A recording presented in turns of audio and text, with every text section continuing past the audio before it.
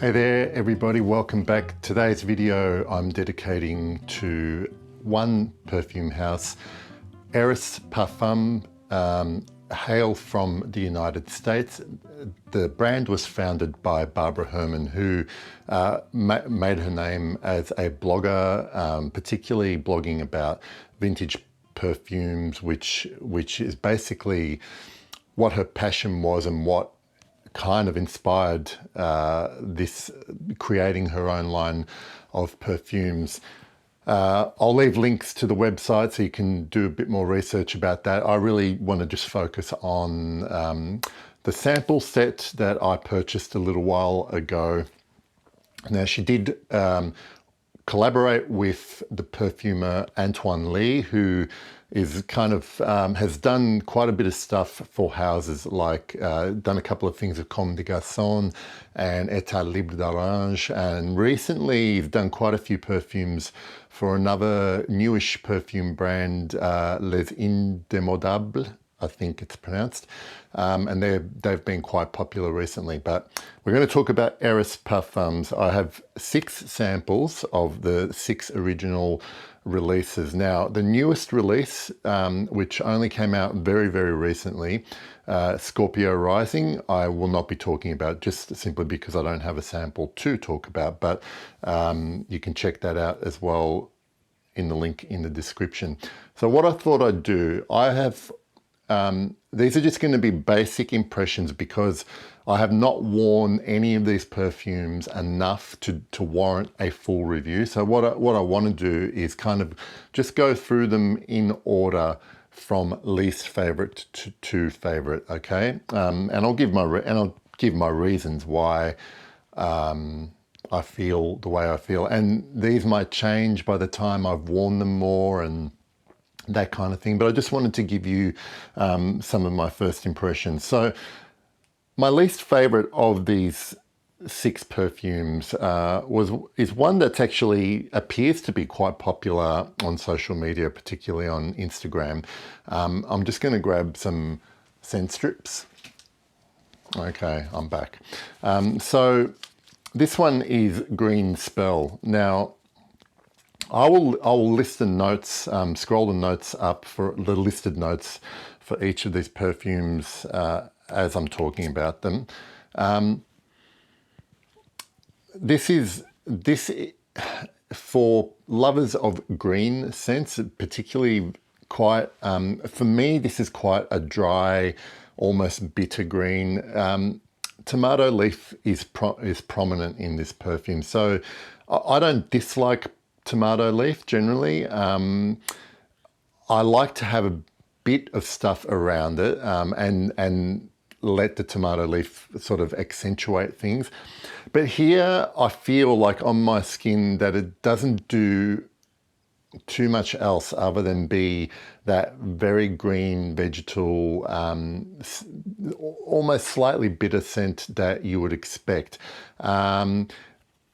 And so it's not that I think it's a bad perfume. I just don't think, the reason why it's my least favorite is that it doesn't really do enough for me to maintain my interest, particularly when I'm wearing it on my skin. And unfortunately on my skin, this did not seem to last very long at all. Now, you know, like I have come to not care too much these days about performance and longevity, especially if I'm enjoying the scent itself, the way it smells. And so really the combination of not finding the scent itself that interesting with the lack of longevity meant that I've had to relegate this to my least favorite perfume. I do want to say though that although I feel that way about Green Spell, I can totally understand why, you know, like fans of green vegetal type of scents would really like this as well. So the next one on the list, remember I'm going from least favorite to favorite. This one here I thought was actually really interesting. This one's called Belle de Jour.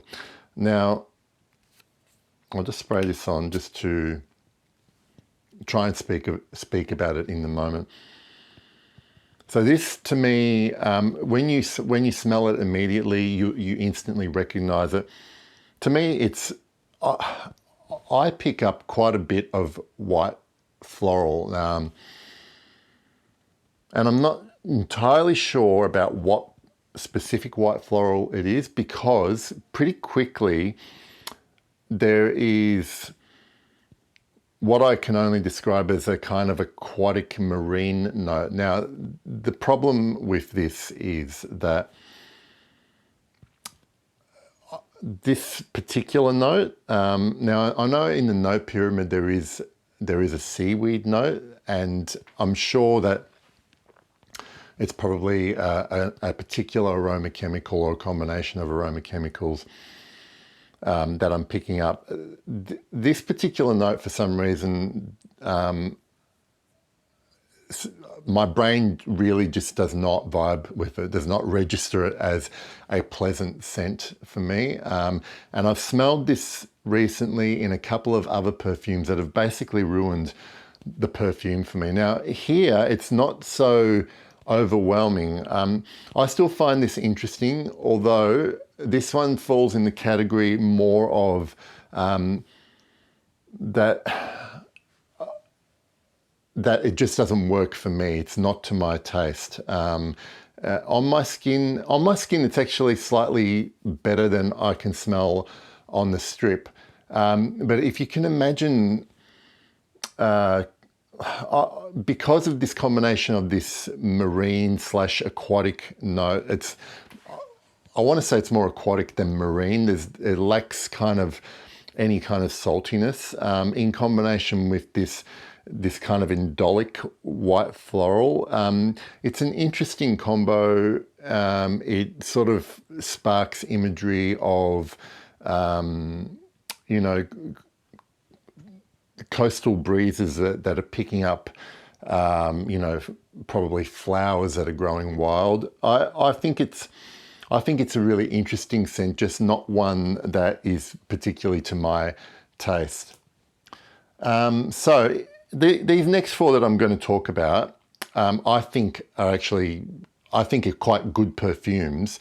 And this one that I'm talking about is Mxxx. Now, immediately what I pick up with this one, I think Mxxx is probably the most gourmand of the 6 that I'm going to be smelling, because what I pick up in this one is this really lovely, smooth cocoa note. And like the best comparison I can give you, you've heard me speak about Slumber House Ore on this channel before. That cocoa note is one of the best, and this is up there comparable with the Slumber House Ore. The only thing that it lacks that the Ore has is this a kind of booziness that isn't here, but people might prefer this because of that. I think this is really a really good chocolatey gourmand that isn't saccharine sweet, which is what I really like about it. And I think as far as gourmands go, which again is not a genre of perfume that I'm currently too much into, but I think Mxxx is a really, really nice cocoa note. So if you're looking for something to try, definitely that one. Okay. Third favorite perfume from Eris, this is Night Flower. Now, I guess that the Night Flower here really is kind of referring to, tuberose is listed here in the pyramid notes, but in all honesty, I'm not picking up a hell of a lot of tuberose when I spray this on my skin or even on card. To me, this is actually quite a lovely warm spice. I actually get quite a bit of creamy cardamom and some warm cinnamon. And it's not really, I think me smelling this, the name Night Flower might be a bit misleading. I want people to understand that please smell this and kind of disregard what the name of the perfume is, because for me this is actually quite a lovely spicy, more than floral perfume on my skin. There is certainly a hint of sweetness to it. And this actually kind of reminds me a little bit of one of my favorite perfumes, which is now discontinued, and that's Helmut Lang's Eau de Parfum. I'm picking up similarities to it. I pick up that there's quite a lovely clean musk in the background as well. So this is actually a really pretty perfume. That's Night Flower. My second favorite, and I guess you might be able to guess what my favorite will be after this. This is Mxxx, MXXX. And this is, the first hit I get is gingerbread. So yes, if I'm smelling that, I'm likely to think that it's gourmand, but again, this is a really good type of gourmand. I like the gingerbread. I get a good hit of nutmeg as well, and guaiac wood. There's a certain kind of smoky woodiness to this as well. They're the three things that dominate, and I really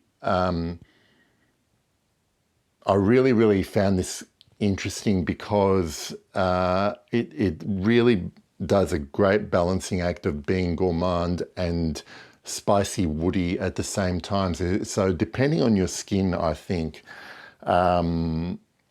it could go either way and really holds your interest. So that's MXXX, Mxxx. Now I think this comes as an extrait de parfum concentration, where I think the other ones are all eau de parfum, but just double check that when you're looking at them on the website. Mxxx is really a really nice one. But the one that I'm kind of smitten with at the moment is Marbette, because basically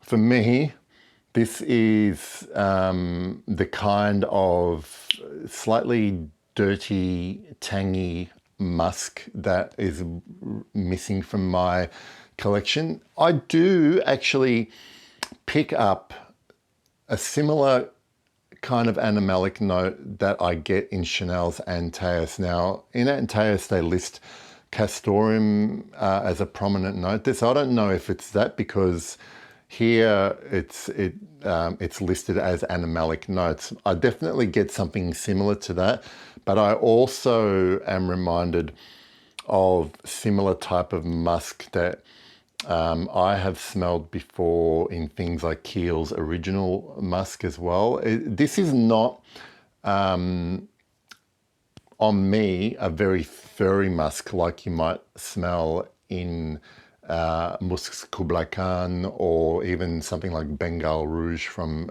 Papillon Perfumes. So this is actually almost a type of musk that you can wear in warmer weather as well. I find that it works pretty well on my skin. It kind of blooms when your skin warms up. And so it might be a little bit challenging for a lot of people at first. There's nothing I want to stress. This type of musk though, there's nothing that people might describe as fecal or urinous. This is a human warm skin, maybe slightly, what's the word I'm thinking of? Exhausted. Let's just say exhausted, spent. It's beautiful. Marbette is the very clear favorite for me, and probably of the six, like I've actually already put this on a bottle wish list for myself. Mxxx possibly. The other two that I liked were nice, and the only reason I wouldn't get a bottle of those is that I kind of already have things in my wardrobe that do that. So really green spell, Belle de Jour, the only ones I didn't get along with at all, but Marbette is absolutely beautiful in my eyes. So that's Eris Parfums. If you've tried them, please let me know what your thoughts are. Get samples like I did, pay for them, and enjoy exploring. All right, see you later, guys.